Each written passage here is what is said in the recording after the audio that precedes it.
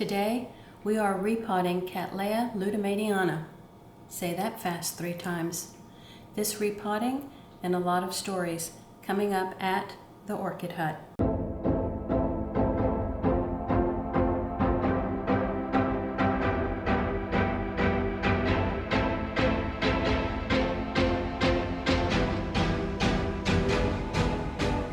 Welcome back to the Orchid Hut.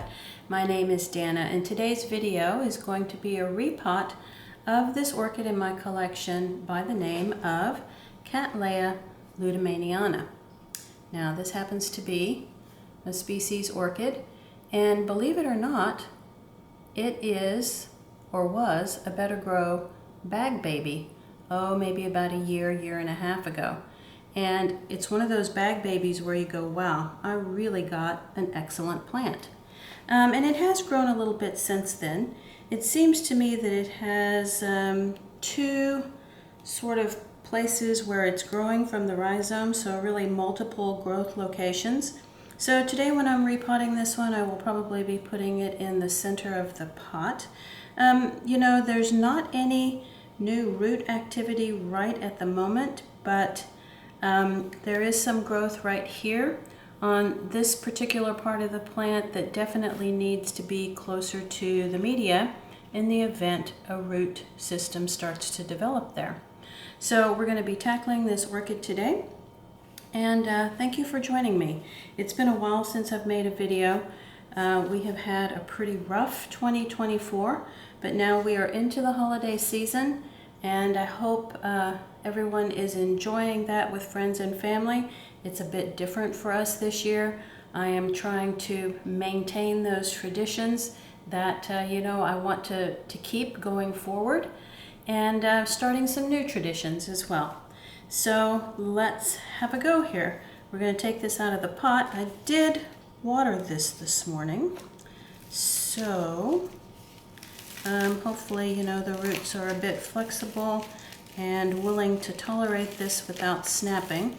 It's a very root-bound pot here, so kind of had to give it a little bit of a squeeze there to get it to come out. And for the first time, you know, I'm really seeing what's going on in here. The media is breaking down a bit. I'm seeing a little bit of what looks like white mildew or mold inside the pot, so this is good. You know, the very bottom had styrofoam in it. I'm going to be probably using a little bit of caulking like that in my repot today, but it won't be styrofoam. I'll show you what I plan to use in just a little bit. So as I'm working away the styrofoam, I'm going to be as gentle with this root system as possible, working out some of these larger pieces of bark. And as I do that, the dead roots are beginning to show themselves because I'm getting a lot of strings. So the outer covering of the root is breaking away and the inner string of the root is showing.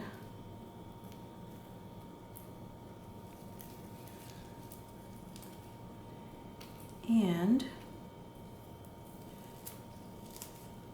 this particular Cattleya is supposed to be a purple lueddemanniana. That's yet to be seen. It has not bloomed for me. I do believe that species orchid does come in some other colors.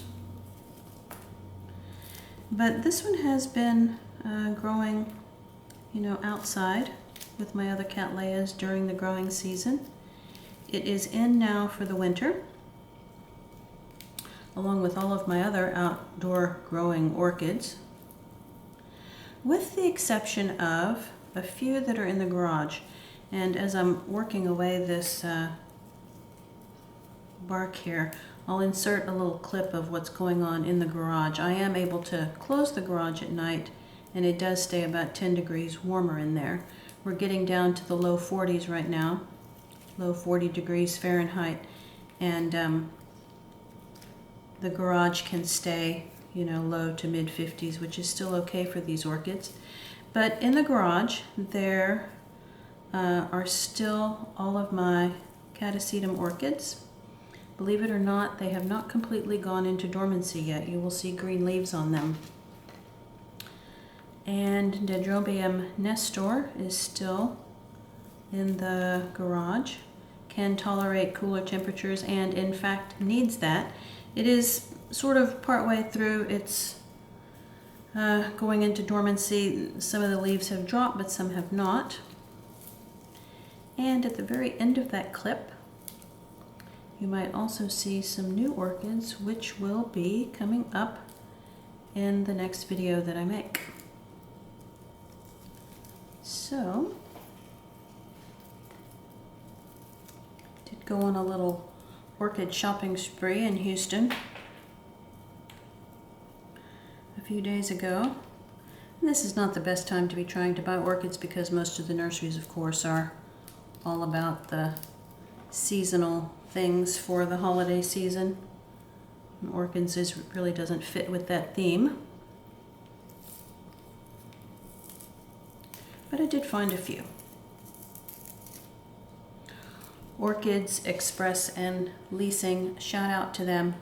You can always buy orchids there that are out of bloom, still very healthy plants.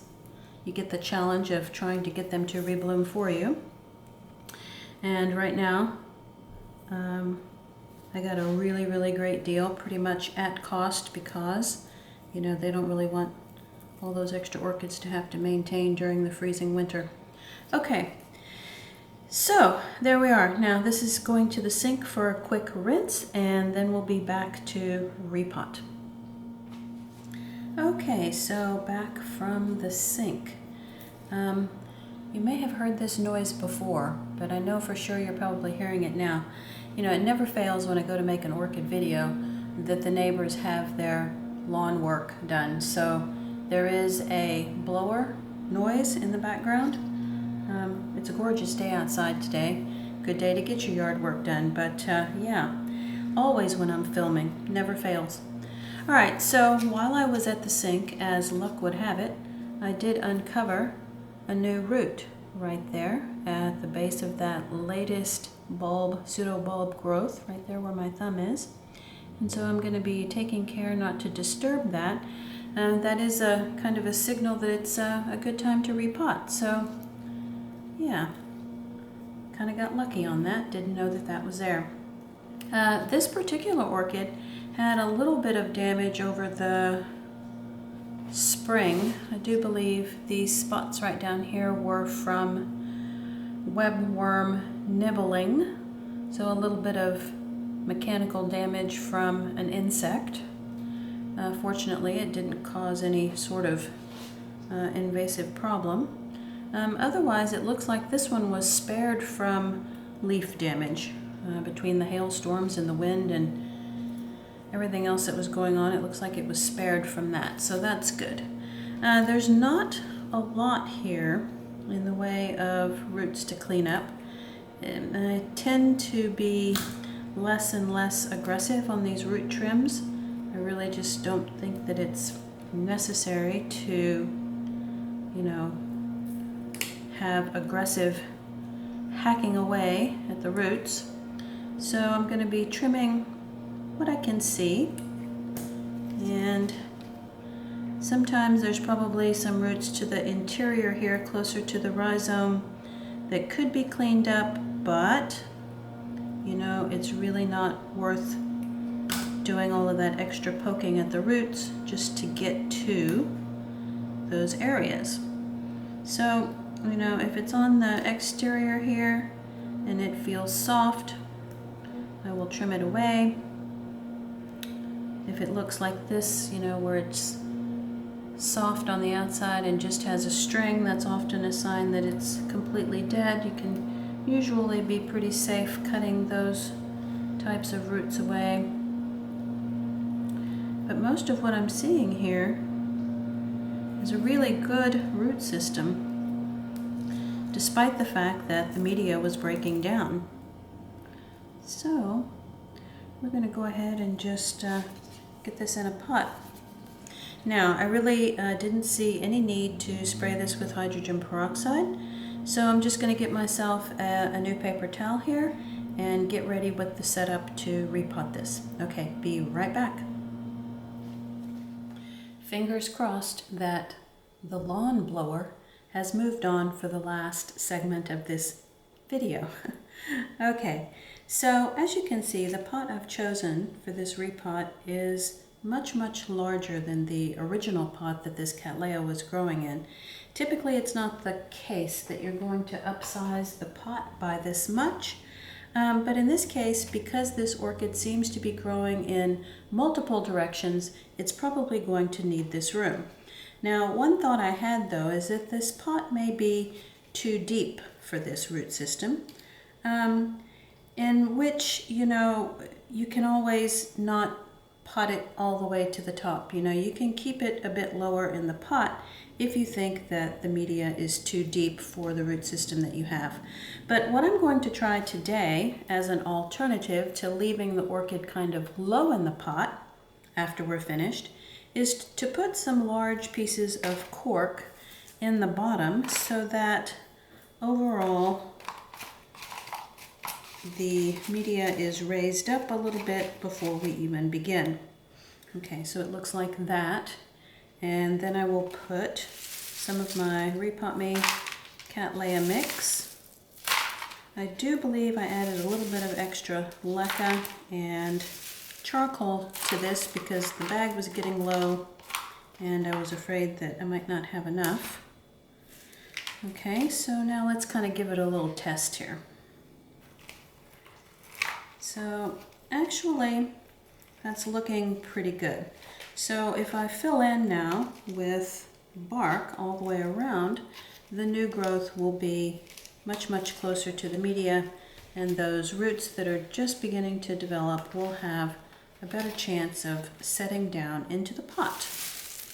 All right, so let's just go from here. It's kind of lucky that I got it what seems to be right on the first try. And still, you know, we are not obligated to fill this all the way up to the brim. You know, if it turns out that leaving it a little bit low, that's okay. And as usual, I will have a very clean kitchen after this because I usually have to clean the kitchen floor because media has gone down there.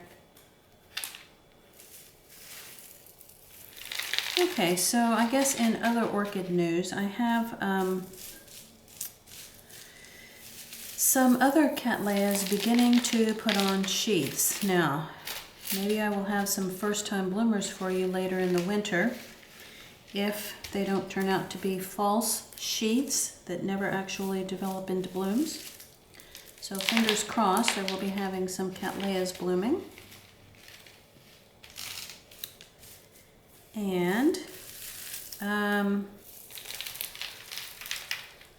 my Cycnices is going into dormancy a little bit faster than my Catasetums, and I do believe I see a bud developing on the bulb that grew this year. And I have to say it's probably like the ugliest orchid in my collection, but if it blooms, it will redeem itself, right?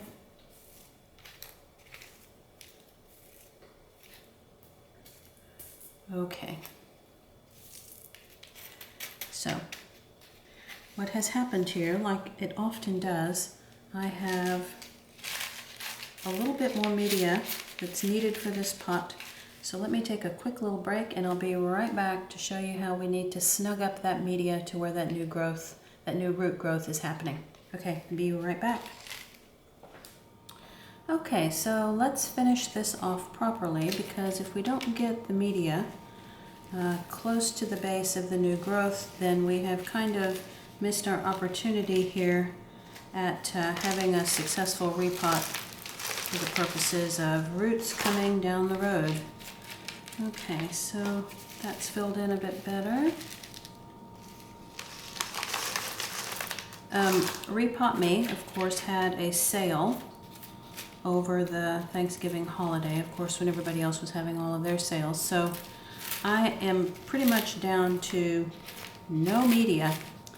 So I took advantage of that sale, but the shipment has not arrived. So putting together my last little bits of bark here to do this repot was a challenge. Unfortunately, you know, it doesn't always have to be the perfect mix in order to be successful. Okay, so the new little root that I found when I was rinsing the plant has the new little root tip right there where my finger is, so that will probably be just fine. And since I have some left in my cup, I'm going to try to fill in just a little bit more because it will settle. Okay, we're getting really close to being ready to put the tag back.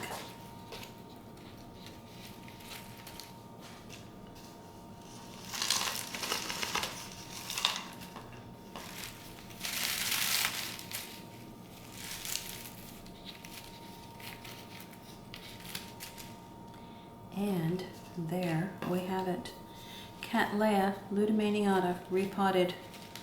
Hopefully she'll be happy under the grow lights for the next few months because that's where she will be. Alright, if you enjoyed this video or learned something new, please give it a thumbs up. Click that notifications bell to let you know when I have posted something new. And the subscribe button is coming up in the bottom right hand corner of the screen. Thank you all so much for watching. Have a happy holiday season and talk to you all next time.